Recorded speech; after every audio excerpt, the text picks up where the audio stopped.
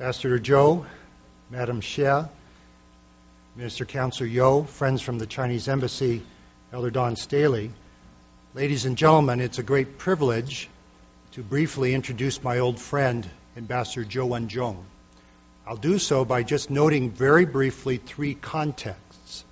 Context number one, the United States and the PRC began exchanging ambassadors in 1979 following the establishment of diplomatic relations. Beginning with our first PRC ambassador to the United States, Chai Zemin, all the way now to Ambassador Zhou, each Chinese ambassador has strengthened Sino-U.S. relations, the topic of Ambassador Zhou's talk today. Today we face a very interesting and in some ways unusual situation. China seeks to rise, but it seeks to do so peacefully. Those of you who are international studies and international relations majors know how unusual this situation is. Germany's rise, as you recall, occasioned 2 world wars, and the Soviet Union's rise occasioned an extended Cold War. So Ambassador Zhou has been very busy to make sure that Sino-U.S. relations develop in a genuinely mutually beneficial way. Context number 2. In Chinese terms, Ambassador Zhou is what's called a helicopter. A helicopter is somebody who rises very quickly. You'll note, if you see his bio, that he served 3 tours of duty in Washington, D.C., and 2 tours of duty in California. He's also served in many important positions in the ministry and in other countries. So he brings a very rich and a broad experience. Context number 3, on a personal note, you'll find as you get to know him that Ambassador Zhou is very kind. He's very dedicated to the common good. He's highly competent. Watch him carefully. You'll see that he likes to smile. He has a very good wife who wants to make sure that he stays healthy because he has a very demanding job. Although he is a little older than I am, we also share the same middle name, Wen. It's certainly descriptive of him. Wen means somebody who is cultured, refined, and interested in writing and things literary. As I say, this applies to Ambassador Zhou. Please welcome him to Brigham Young University.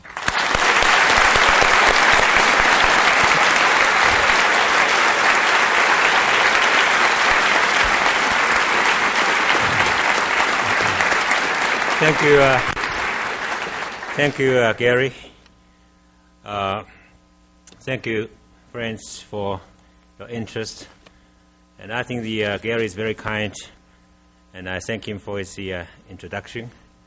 And I think I really don't know about the helicopter part of the introduction. And I think to be here 3 times, meaning marking time, actually remaining in the same place, going all over again. But anyway, it's very happy for me to be on the campus, to speak to you. And our relations go back a long way. You have a governor who speaks Chinese, and his Chinese is quite good.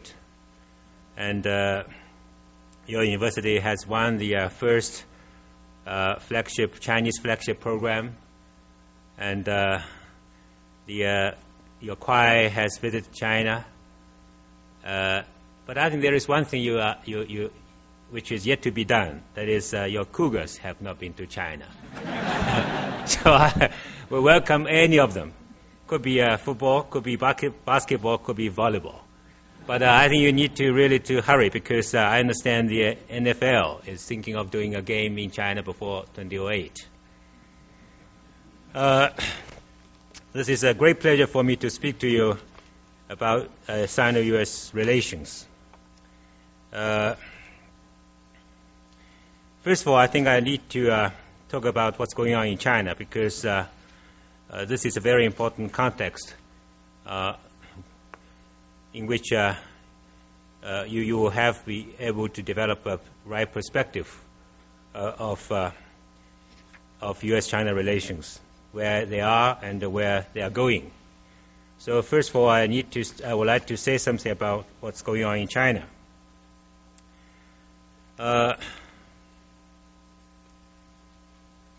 In the first half of this year, China's GDP grew by 9.5%.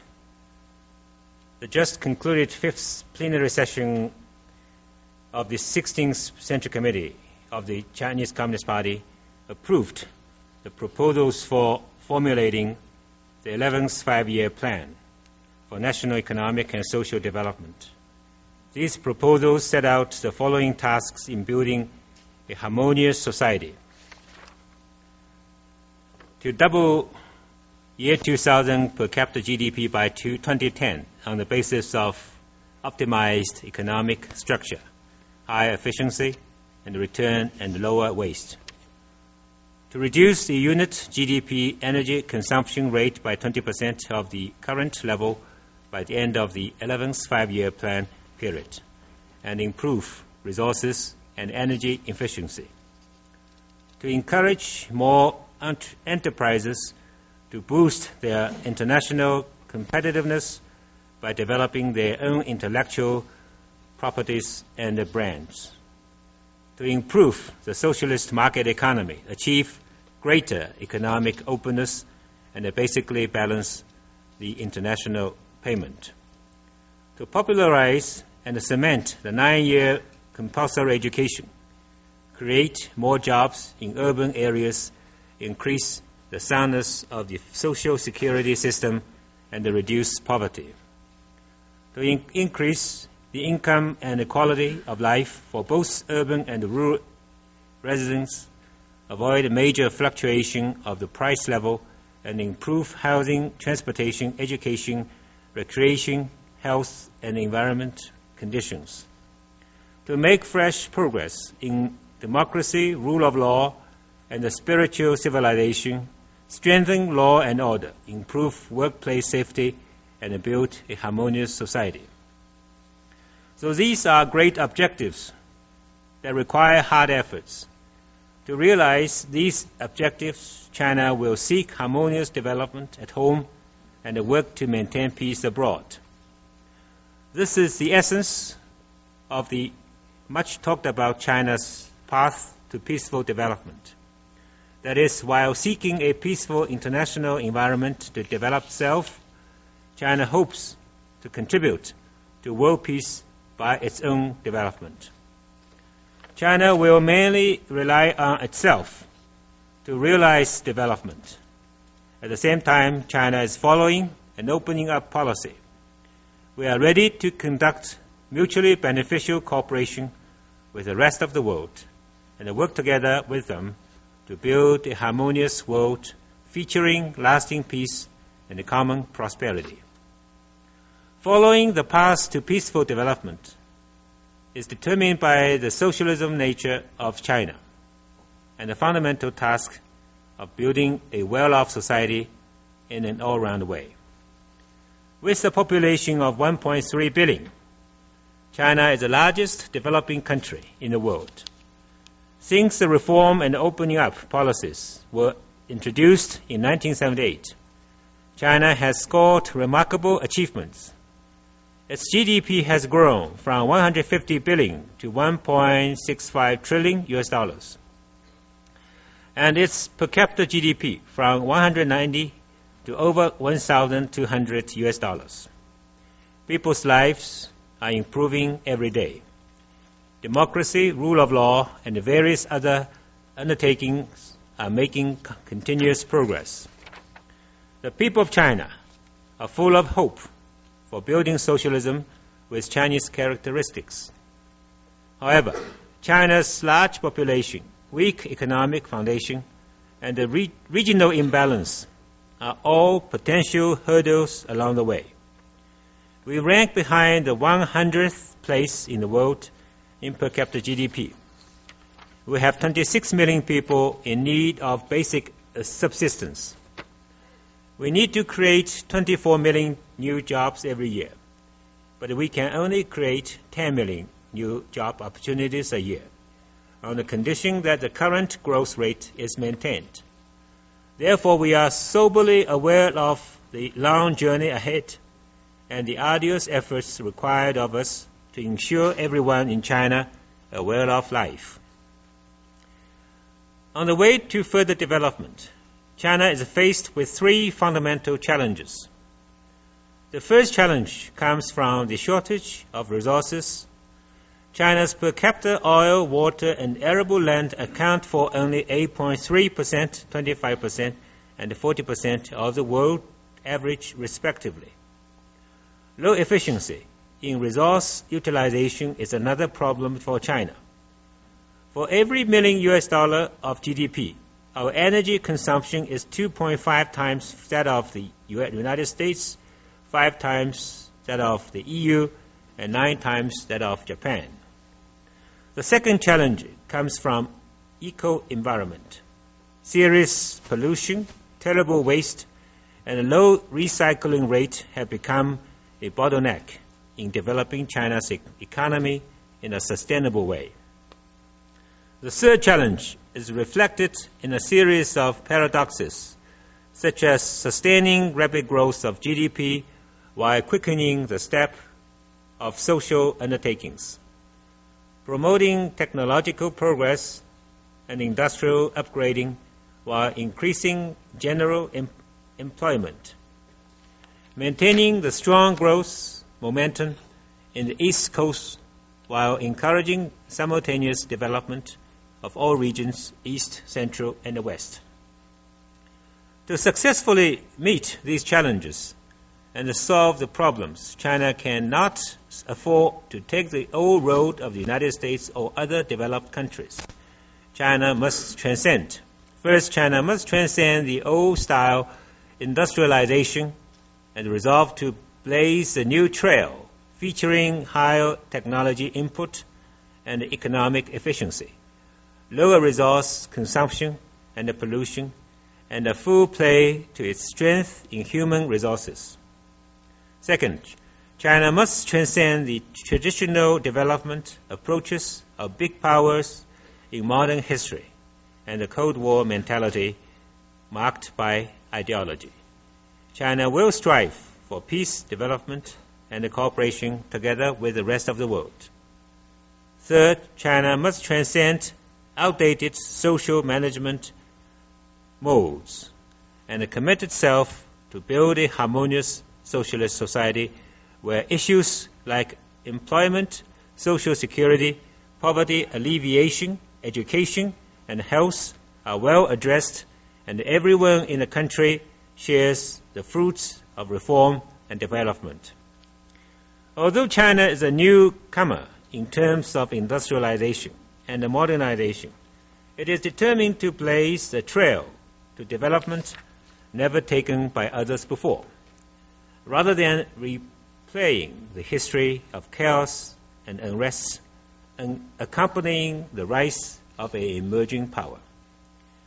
Guided by the above strategy of peaceful development, China is pursuing an independent foreign policy of peace and carrying out Chinese-style diplomacy centered around the theme of peace, development, and cooperation. Based on such a theme, China is committed to working together with people of all the countries, the United States included, to build a peaceful, amicable, and harmonious new world. In Asia, China is committed to building good neighborly relationships and partnerships and implementing the policy of creating an amicable, secure, and prosperous neighborhood. It has played an important role in maintaining regional peace and promoting common development in Asia. During the 1997 Asian financial crisis, China kept its currency stable for the common good of Asian countries and provided assistance to the best of its ability to the affected countries, thus playing a vital role in overcoming the crisis.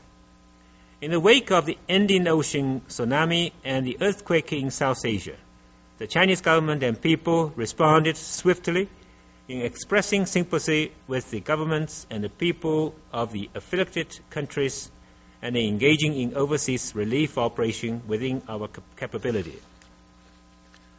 With respect to the Korean nuclear issue, China has acted in the overall interest and worked tirelessly in putting together 4 rounds of 6-party talks. At the 4th round, convened last month, a joint statement was adopted thanks to the concerted efforts of China, the U.S., and other relevant parties. This latest and important step towards the objective of peaceful resolution of the nuclear issue is of major significance to peace and stability on the Korean Peninsula. China is an active participant in and a staunch supporter for the regional cooperation in Asia. It plays a positive role in such Asia-based mechanisms as ASEAN plus China, ASEAN plus China, Japan, and ROK, Shanghai Cooperation Organization, ASEAN Regional Forum, and Asian Cooperation Dialogue. China's development has become a significant part of Asian rejuvenation. Since 1996, China has contributed up to 44% of Asian economic growth. In 2004, trade between China and the rest of Asia reached over $665 billion, accounting for 57.6% of the China's total overseas trade for the same year. Making the best of China's development by expanding the cooperation with it has become the unanimous choice of other Asian countries. In the spirit of mutual understanding, mutual accommodation, and fairness, China has completely settled its boundary issue left over from history with Russia and some other countries through consultations and negotiations, and reached agreement with India on the political guiding principles for the settlement of their boundary issue. China has signed with ASEAN the Declaration on the Conduct of Parties in the South China Sea, and made breakthrough progress in the joint development with the Philippines and Vietnam in the South China Sea area. China has proved itself to be a good neighbor, good friend, and good partner of the surrounding countries. In the international arena, we are pushing for South-South cooperation and North-South dialogue with a view to exploring new fields and new ways for mutually beneficial cooperation with fellow developing countries. By continuing to provide assistance to the best of our ability, we try to help them overcome their difficulties and enhance their capability of self-help and development. At the same time, we are also working with the major developed countries to safeguard world peace and promote prosperity by establishing different forms of partnership with them, expanding common interests and handling the differences appropriately. China is also actively involved in multilateral diplomacy and international cooperation. As an active participant in UN affairs, we uphold the authority and the role of the United Nations and its Security Council, and engage in extensive international cooperation in the fields of counterterrorism, arms control, peacekeeping, development, human rights, justice, and environment. Over the past 15 years, we have participated in 15 UN peacekeeping operations, dispatching a total of 3,000 non-combat troops, police forces, and civilian staff. On the question of Iraq and Darfur in Sudan, we played a constructive role by upholding the principle. Facts have proven that by adhering to a path to peaceful development, China has contributed and it will continue to contribute to world peace and development. As China grows stronger in recent years, we often hear talks about an emerging power is bound to challenge the existing international order and harm the vested interests of the existing powers. Disciples of such a theory even compare China to Germany and Japan at the beginning of last century. Their conclusion is that China's rise will lead to a reshuffle of the world order and harm the interests of all, including the United States. In summary, the much talked about theory of China threat can be divided into three categories: China's economic threat, China's military threat, and China's threat to energy resources. In my view, although it is useful to make comparisons between past and present, it is more important to base one's conclusions on correct understandings of the fundamental facts. Now I want to offer my views on the three categories of China, so-called China threat. First, the so-called China's economic threat. The 26 years of diplomatic relations have witnessed fast-growing trade and economic cooperation between China and the United States. Two-way trade has increased by over 60 times, reaching a total of $169.62 billion last year. Today, the U.S. has become China's second-largest trading partner, and China the third-largest trading partner, and the fastest-growing export market for the United States. Apart from being the biggest buyer of American soybean, wheat, and cotton, China is also buying enough Boeing aircraft to equip 70% of its civil aviation fleet. Some Chinese companies have also set up businesses in the United States. It must be pointed out that mutual benefit is a mainstream of our trade and economic relations. But the frictions are unavoidable, given the growth rate and the scale of China-U.S. trade. We are ready to settle the trade disputes with the United States appropriately through dialogue and consultation, based on the principles of equality, mutual benefit, and common development, so as to facilitate the sound development of the bilateral trade and economic cooperation. China will step up the protection of IPR, strengthen enforcement against various infringements in accordance with the law, and to protect the legitimate rights and interests of the IPR holders all over the world, including in the United States. We will continue to import more from the United States and to make joint efforts with the U.S. to reduce our surplus. We also hope the United States will continue to champion the cause of free trade rather than protectionism, and take positive measures to help balance the trade, such as lifting its restrictions on high-tech export to China. China-U.S. trade and economic interaction and cooperation are expected to increase further. Second, on the so-called China's military threat. China steadfastly pursues a national defense policy of a defensive nature. We have reduced the number of troops several times, and on our own initiative, maintained our defense expenditure at a relatively low level, and pushed for regional disarmament and confidence-building measures. China has always maintained its troops at the lowest minimum number and a size sufficient for safeguarding its national security.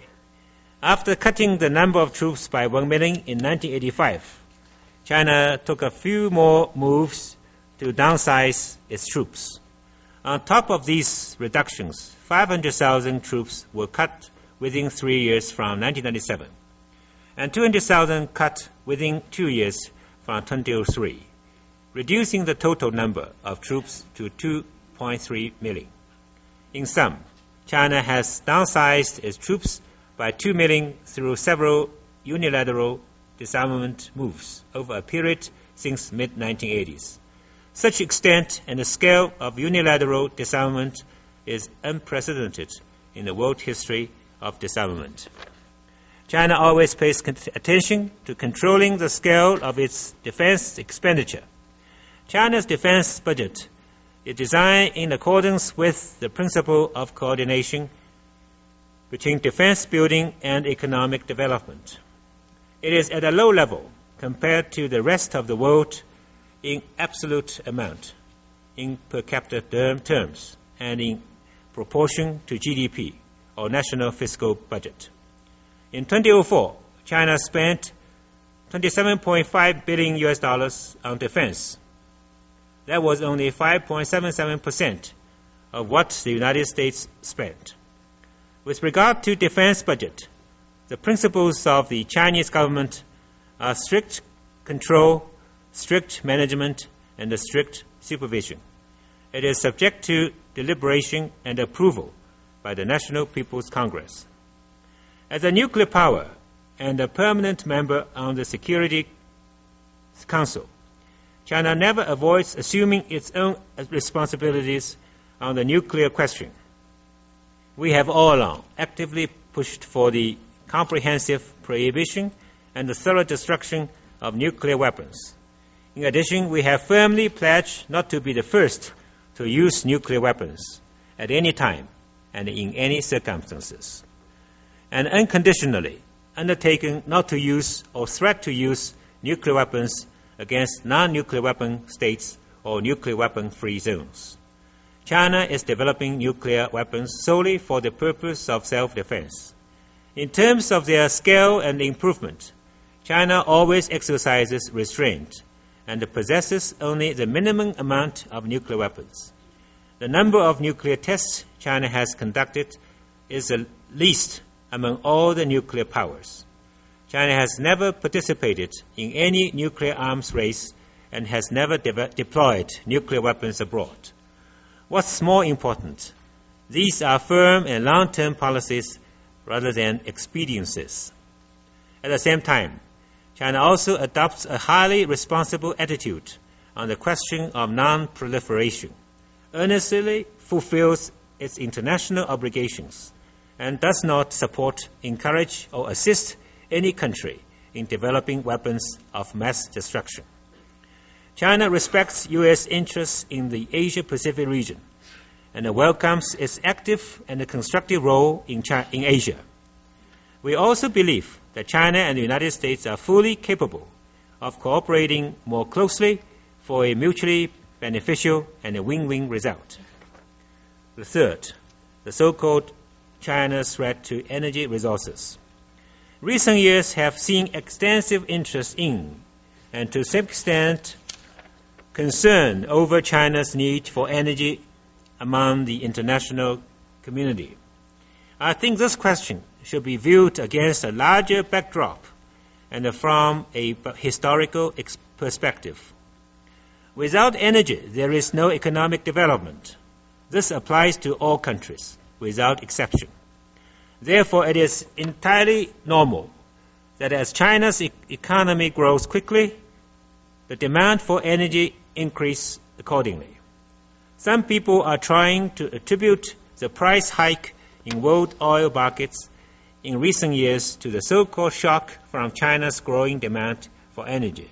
This argument is neither convincing nor fair. China's per capita consumption of primary energy was a little over 1 ton in 2004. This is only 66% of the world average, 13.4% of the United States, and 26.8% of Japan. On average, people in the United States would each consume 14 times as much oil as people in China. Last year, China's import of oil was only 120 million tons, or 7% of the total oil trade in the world. In addition, China is rich in coal reserve. Coal accounted for 76% of the energy production and 67% of the energy consumption. China's external dependency rate is so low that its oil import is not capable of major impact on the world oil markets. Last year, 94% of the demand for energy was supplied by domestic production. In the first few months of this year, China's demand for oil import had been almost stagnant. Yet during the same period, the price of oil still soared from $45 to $17 per barrel. This clearly shows there are other factors that were causing the price hike. In view of the dramatic fluctuation in the world oil markets, China has adopted corresponding measures. Saving energy is given top priority in the process of industrialization, and efforts are being made to transform the economic growth model, build an energy-saving society, optimize the industrial structure by relying on scientific and technological progress, and rein in the blind expansion of industries with high energy consumption. These efforts are proven effective and fruitful. In 2004, China's energy consumption per 10,000 yuan of GDP dropped by 48% compared with that of 1990. That equals to a total of 700 million tons of standard coal saved. We are also catching up on world advanced level in unit coal consumption in thermal power generation, energy consumption per unit production of steel, and the comprehensive energy consumption for cement production, which now stand at 11.2%, 29.6%, and 21.9% respectively. Facts show that China has not posed any threat to world energy supply. It is not posing any threat now, and it will not pose any threat in the future. Both China and the United States are major producers and consumers of energy. Our two countries have a huge potential to cooperate with each other in securing the supply of energy, developing energy without damaging the environment, stabilizing the world oil market, and finding alternative energy. China is willing to work together with the United States in all the above areas. Ladies and gentlemen, China is the biggest developing country in the world, and the United States is the biggest developed country. China is willing to develop friendly relations and cooperation with the U.S. China's development poses no threat to the United States. In fact, China's development over the past 2 decades contributed to the sustained and rapid economic growth in the United States. And through their consultation and cooperation, China and the United States have worked in favor of world peace and stability. Practice has proven that the improvement and development of China-U.S. relations is in accordance with the fundamental interests of the two countries and the two peoples, and conducive to peace, stability, and the prosperity of Asia-Pacific region and the rest of the world. Right now, China-U.S. relationship is maintaining a good momentum of steady development. The two sides continue to make new progress in their exchanges and cooperation in various fields. Exchanges between top leaders and at various levels are frequent. In early August this year, the first ever strategic dialogue between China and the United States was held in Beijing. The second round is going to take place in Washington, D.C. before the end of this year. Right now, Secretary Rumsfeld is in Beijing, and Secretary Snow and Chairman Greenspan are both visiting Beijing for the 17th meeting of the China-U.S. Joint Economic Commission. President Bush will visit China next month.